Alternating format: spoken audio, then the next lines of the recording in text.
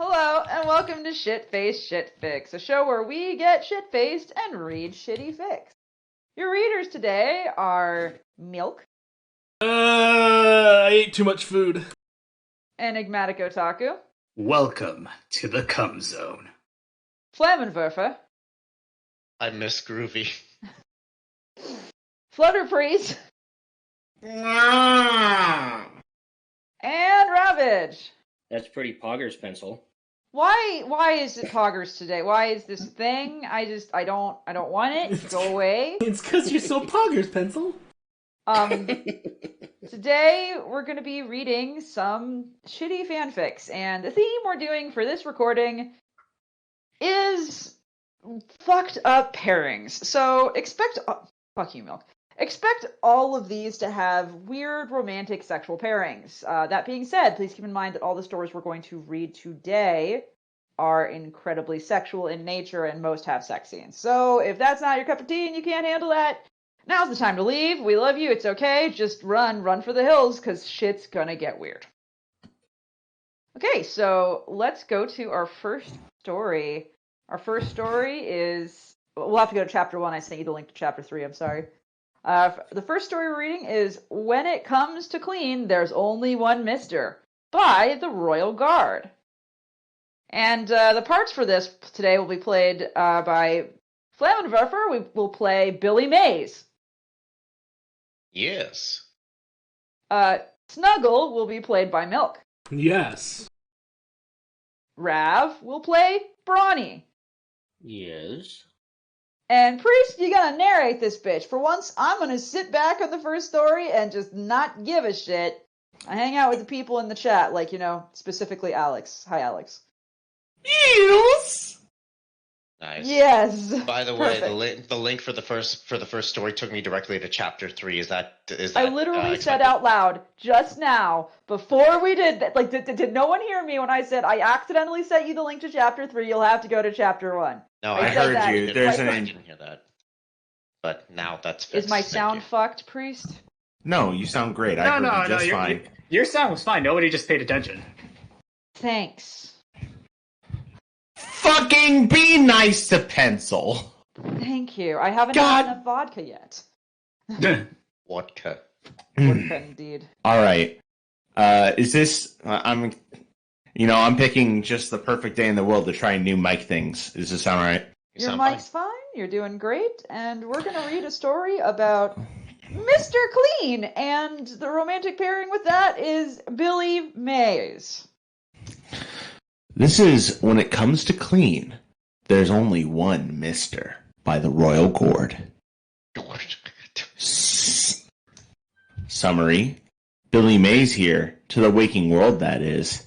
Now, all he's got to do is get his morning cup of coffee. Chapter 1. Billy Mays walked into his kitchen, stretching and rubbing the night's sleep from his eyes. He grabbed his constantly freshly ground coffee and poured some into his magic coffee majig, trademark, setting it on and leaning against the counter to wait for his delicious black energy nectar. When it was done, he grabbed his favorite mug. On the side was printed, #1 infomercial host. Billy was proud of earning that mug. He had fought in the infomercial wars to get it. He grabbed the coffee pot and started pouring, but an unexpected hand spasm caused him to throw the coffee pot across the room. It crashed against the far wall of his kitchen, drenching the walls and floor in coffee and glass shards. Billy shook his head and threw his hands up. How am I supposed to get rid of this huge mess? This is what I want. At those words, a shadowy figure appeared at the entrance to Billy's kitchen. He stepped into the light of the kitchen, walking through the broken glass and spilt coffee to stop in front of Billy. Mr. Clean stood, his fists placed confidently on his hips, and a perfectly white shirt gleaming in the morning sun. Mr. Clean! Always there to get you out of a tough spot!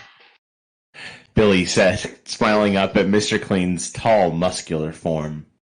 Mr. Clean's mouth stretches impossibly wide, showing off his white, so impossibly white teeth.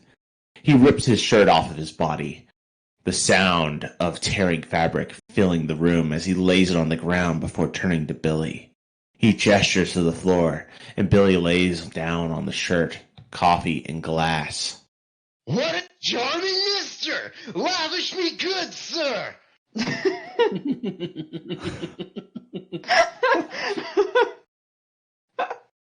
I hate love this. I know. Am I obliterating your guys' ears right now? No, it's perfect. fine, actually. It's actually really good. Okay. It makes me want to buy any products or shilling. It has all the loudness of a kid trying to go Super Saiyan before class.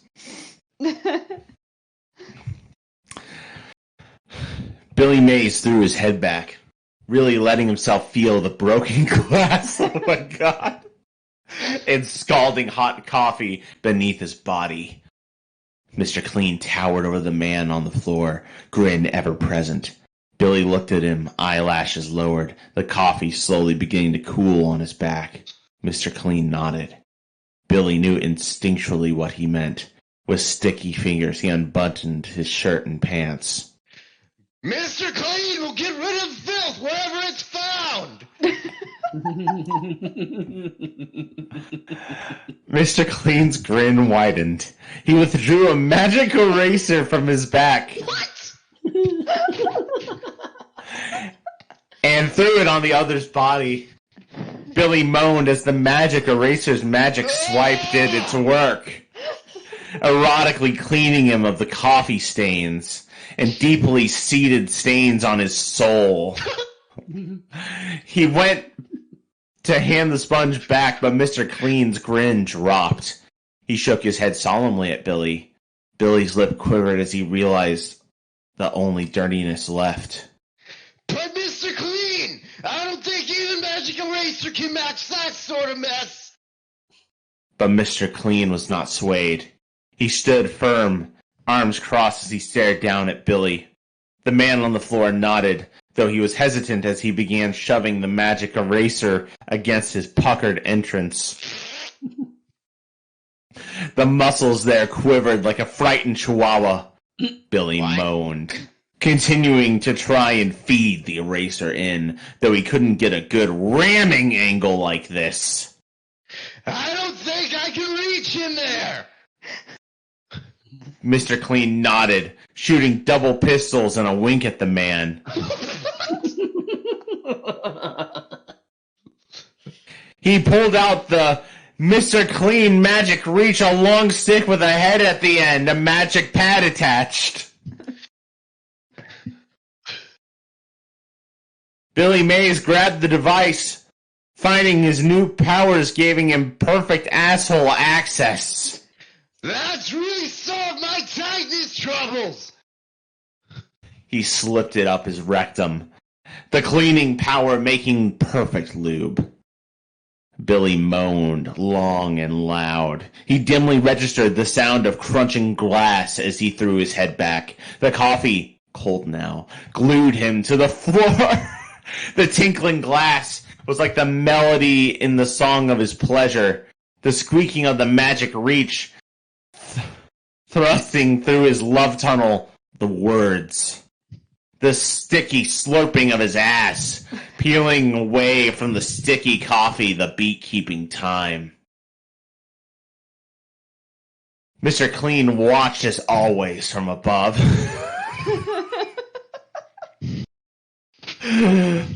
He would always watch the dirty humans from above.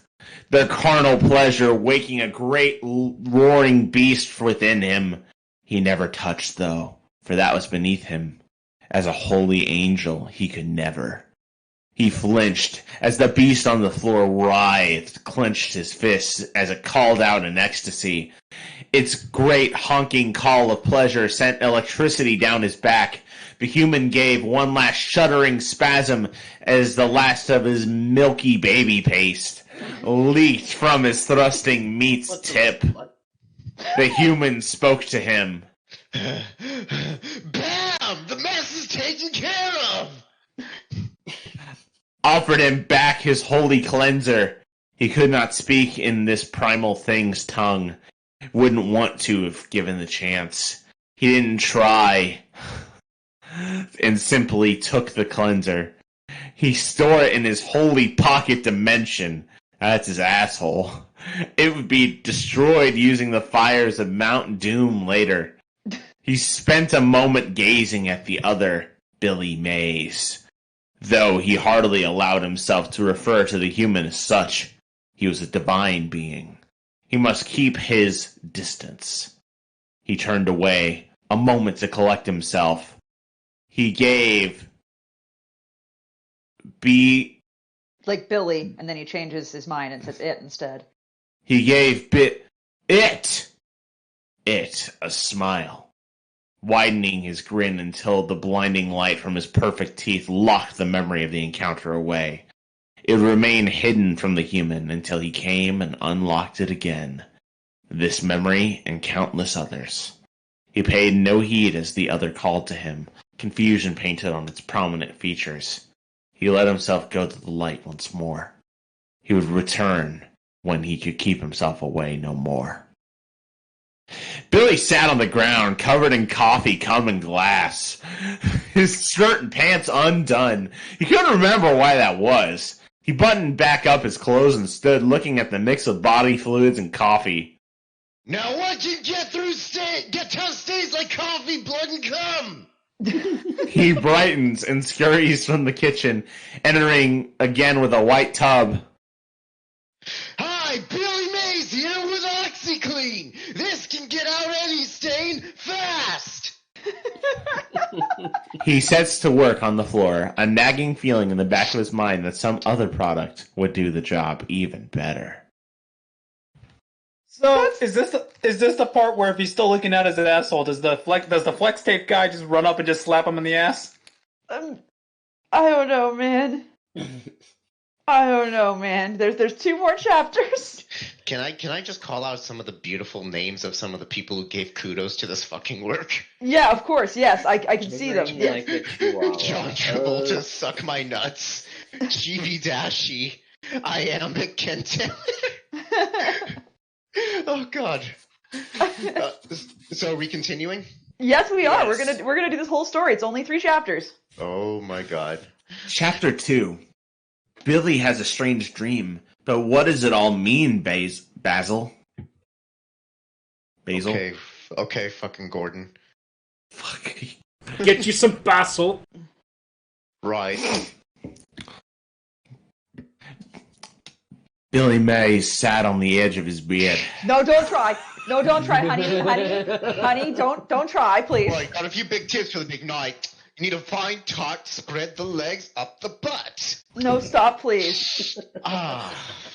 Finally, some good fucking food. Oh. Billy Mays sat on the edge of his bed, staring distantly around his room. Perfectly white halls that held only a few pieces of equally white furniture. A dresser, a desk with a white lamp, a basket where he kept his laundry, and his bed, also white, with white sheets, soft except for the pristine starchiness of them, and a cloud-like comforter. He laid back on the white pillows, dressed in nothing but a pair of white sleep pants. He, though, as he often did, of the white figure. He, as he often did, of the white figure always skirting the edge of his memories. As usual, it seemed nothing like but a dream when Billy thought of him, ethereal, just beyond the grasp of his mind. Like a plague, he thought of him, constantly butting against his subconscious, trying to get him to remember something. But what? Billy sighed, strong arms reaching up to grasp his white pillow. Doesn't this seem like a predicament? He rolled to his side, restless thoughts tapping at him like knocking fingers. He closed his eyes and resigned himself to a night of restless dreams he would only half remember. Billy Mays sat as he usually did in his kitchen, sipping a hot cup of coffee. A good brew to cure whatever ails you. He stared distantly through his window at the picturesque scene that could just be seen outside. Birds chirped and hopped from an old willow tree scraping at outside of his house. A small squirrel darted across his lawn to climb the tree, pausing partway up the trunk to stare at Billy. He smiled and waved at the critter, but the squirrel simply stared with its beady eyes, a darkness seeming to form in them he couldn't understand. It almost seemed like he was trying to warn him. A sharp motion with its claw across its neck. Do you need a break to stop hiccuping? And Billy looked back down into his cup of black gold. He felt the prickle of goosebumps up his strong masculine neck and shivered. There was something wrong. Billy could feel it. And upon looking around at his kitchen, all shiny steel appliances with dark oak cabinets that surprisingly weren't white, he got a strange feeling of deja vu, like he'd already had this particular cup of coffee, sitting in this seat, watching the same scene out the window. Save the squirrel, of course. He glanced around nervously, suddenly aware that a piece of this morning that was missing. There was a bright flash, familiar, but which he could never determine the origin of. With that flash, he knew. A large figure stood before him, bald head gleaming handsomely in the soft scenic light the wide windowed kitchen afforded. He wore a white t-shirt stretched across his rippling muscles, paired with khaki slacks that hugged tightly to rippling thighs. Billy gasped. You're the cleaner, I missed you! That was what had left the hole inside of him. The large throbbing piece he felt missing. God. The man approached him like mist, his movements dripping with hot, sexually charged energy that Billy could barely track with his eyes. A strong hand was wrapped around his neck before he really saw the man finally arrive by his side. Fat fingers squeezed sensually like sausages wrapped around his throat. Billy I grabbed. wake up mad every day knowing I can't put my hands on fuckers like that write shit like this. Billy gasped, a hot, throbbing erection already straining against his dark blue denim jeans. The fashionable pants burst open, as if by magic, and his sweaty cock leapt to attention, crowing with delight. Please don't have a crowing dick. I'm sorry. Well, all I need is for one of my mother's roosters to just go off right now. Oh God, no, please. Billy's arms flailed, knocking his coffee across the counter, though he barely noticed through the haze of lust crowding out everything but this man. Another meaty hand stroked down Billy's face, the perfect mouth of the perfect specimen before him, opening and flexing as he talked, though all that could be heard was a disconcerting static buzz. Billy's searching arms reached out for the other, though he could never quite touch him. He moaned pitifully, tears leaking from his erect cock as much as from his eyes. His body roiled desperately in the other's sizzling grasp, weeping cock thrusting towards the man. Billy trying to connect them, even as he felt himself being forced away.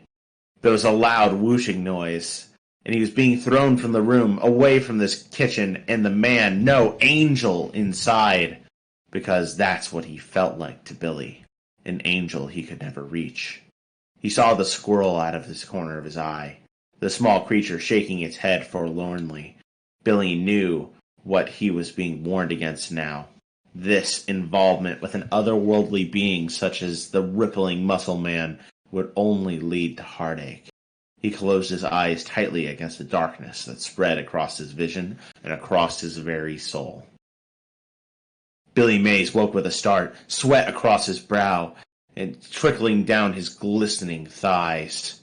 He noticed the tent straining in his pants, and his whole lower half felt like a swamp. He groped along his dresser for something to mop up the mess. He sighed when his searching hands found nothing. Time to dig out the trusty ShamWow! I'm Billy really felt curious what your neighbors must think right now. They've heard nothing from me since the middle of January. Absolutely nothing, and this is the first thing they might be hearing of me. Is you just being Billy Mays? Yeah. Billy felt a hard punch in his lower abdomen, like he'd said something he wasn't supposed to. Something unnatural, something unknowable to him, like the white figure did that or did not exist. He shrugged his off and struggled out of bed, huge erection getting tangled in his sheets as he tried to break free. Like a swaying palm tree, it toppled, pulling the rest of the way out of the infernal white linens. He sat at the edge of his bed for a moment, trying to remember his dream and only coming up with a lonely, aching feeling in his love hole. He sighed and left in search of some sort of quicker picker-upper. Oh, God. God. A figure stood just outside of the human's view, cloaked in an unusual darkness. A being born of the light, but the light wasn't very good for stalking. So darkness it was. He curled his bulging biceps across his body, crossing his arms and pursing his lips. The human was remembering him in his dreams. This was bad. Alright. There's one more chapter. How are we holding up, folks? This is great. That's fantastic. Someone needs to send this to the CEOs of these companies. Somebody needs to send this to all the actors of all these commercials. Yes. Can't send it to Billy Mays, though. Sure we can. We'll have a seance. Yeah, I'm pretty sure Billy Mays is watching this from the beyond in horror, alright? Hi, Billy Mays here, and what the fuck is this? Hey, Billy Mays here from Heaven, sending you a cease and desist. But wait, there better be more! Cease and desist? I like cease and desist, I'm not gonna lie. Alright, one more chapter, we can do it, I believe in us. Alright. Chapter 3. A meeting is called to decide what must be done about Billy's emerging memories and Mr. Clean's big-time sinning. Oh, God. Mr. Clean stood, stoic and proud, at the head of the Council of Angels. Among the holy gathered were the brawny man, muscled and robust, Scrubby, the scrubber of bubbles most pure, Snuggle, a fierce and snuggly bear of cleanly justice, Sponge Towels, some weird guys in padded white bodysuits, fuck them. There were a few other non-name brand angels at the gathering, but they were unimportant in the scope of the current situation. Mr. Clean had gathered the choir virtues together to rectify the horrible mistake that he had done, to clean what had been sullied with a lot of scrubbing power. He rinsed his hands to silence the others, all eyes focused on Mr. Clean, the brawny man's glowing bright with the knowledge the others had yet to have shared. That judgy motherfucker.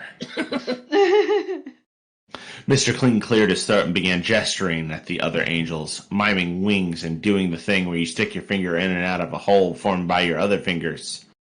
Simultaneously, all the others gasped. Everyone gasped now.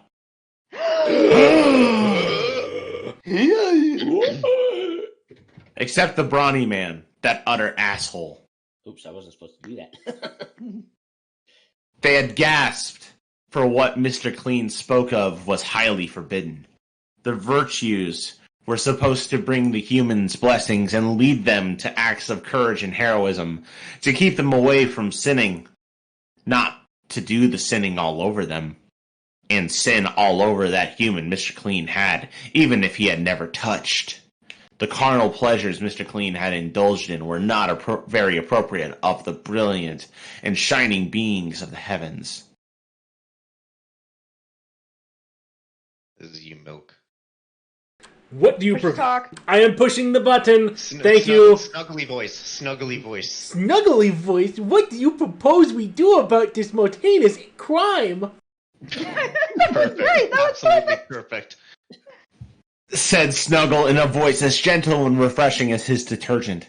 But Snuggle was a shrewd angel and eyeballed Mr. Clean in a way that said he understood the situation better than Mr. Clean would like. The brawny man just looked smug. Mr. Clean gestured to the choir of angels and lifted his fist to pound the back down on his hand. Those gathered gasped. The sponge towel fanned at his face, while Scrubby supported him with his giant scrubbing brush form. Mr. Clean understood their trepidation. Something of this scope had not been done in many a years. To meddle with mortals like this was banned for a very good reason. Mr. Clean had damned the human and turned into a droid. And in that moment, Mr. Clean understood regret. The brawny man's eyes twinkled. Well then, let's do it.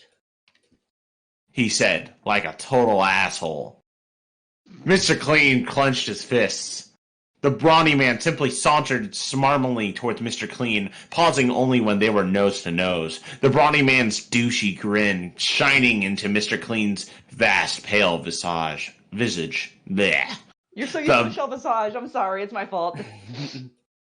The impact of their lips when the brawny man finally launched his attack was like an explosion. An implosion, even, since Mr. Clean's lips were sucked thirstily into the brawny man's face. Why? The way they grabbed at each other was like an eclipse, painful to look at.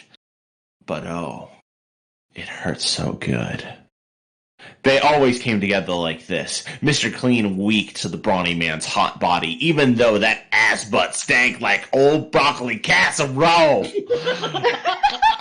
Well, That ass butt stank like old broccoli casserole. Oh my. the next word though. Metaphorically. He just kind of smelled like detergent.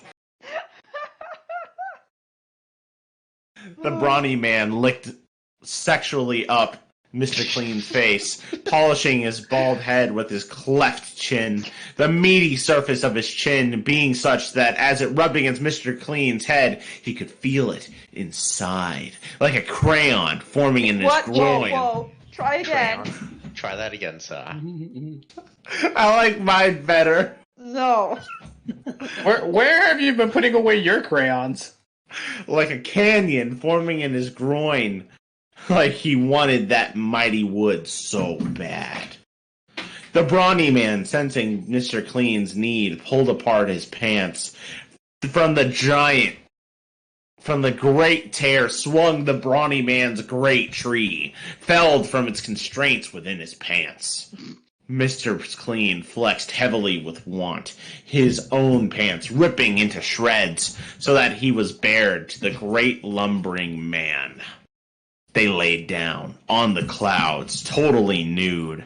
The brawny man cradled his face gently in his robust and manly hands, then tenderly thrust his giant dong directly into Mr. Clean's pure white and carnal pleasure dungeon. You know what sucks is that if this were submitted as a book report, this would probably fucking be okay. Like, literarily speaking. It has so few errors, and it's so nicely, poorly written. Like, so proud, so proud. I feel like this was written to piss off some, like, creative writing teacher. I feel like that's true. I feel like I would have done this exact thing. Mr. Queen began to weep tears. Mr. Queen. Mr. Queen. Oh, Jesus. Ooh. For he was overcome with feeling and the knowledge of what he would do after this tryst. The brawny man simply wiped up the tears and used them to coat his sweaty love lumber, making the sex all the better. It was really intense, and basically actual new universes were born as they had sex. Since they were both angels and the brawny man was very overcome with feelings, also Mr. Clean. They thrusted heavily panting. Mr. Clean, sweat crying, and the brawny man heaving from the strain of his great oiled muscles. They both came in a super explosion of ecstasy about exactly 42 seconds later. Like the Terry Pratchett number. Excuse me! Fucking excuse me! The HP Warcraft number? Hitchhiker's Guide to the Galaxy would like a fucking word with you, priest! I'm shitposting. Better. Damn, only some things to get rid of shit not posting. The Douglas Adams number, is that better? The brawny man shifted his dong from Mr. Clean's butthole and reached toward him like he might want to cuddle. But that thought was ridiculous, and he dismissed it immediately. For the brawny man was just the absolute worst. And Mr. Clean was having none of it. And Mr. Clean was both having none of it, and knew for sure the man was just blowing smoke out his ass. So he got up, conjuring new clothing as he stood. Mr. Clean smoothed the great white expanse of his shirt. So white. Then he looked down at the brawny man, not so mighty now laying beneath him. It was time to get ready. That night would be when they enacted their plan. With this, though, Mr. Clean left the man laying there. He knew what he had to do. Billy May's face floated across his mind once more. Eyes lidded and soft lips stretched into a gentle smile before he ruthlessly dismissed the memory. It was time to bleach it all away. The clouds parted as Mr. Clean left. A single tear tracked its way down the brawny man's face. You know, I'm kind of glad that my paper towels are bounty. All right. And that is as far as this author got. They promised one final update, and it never happened. I don't think anybody's complaining about the lack of update. I am. Yeah, I am. I'm complaining. Fuck you all. There needs to be one more, just one more chapter, like they said, and that was going to be it. So in the book report that I'm writing for this story, what do I write down in the summary section? A religious experience. Yes. Hot Exactly monkey that. duck. There was a comment on the 15th of February saying, Chapter 4 when? I'm sobbing right now. I need an update.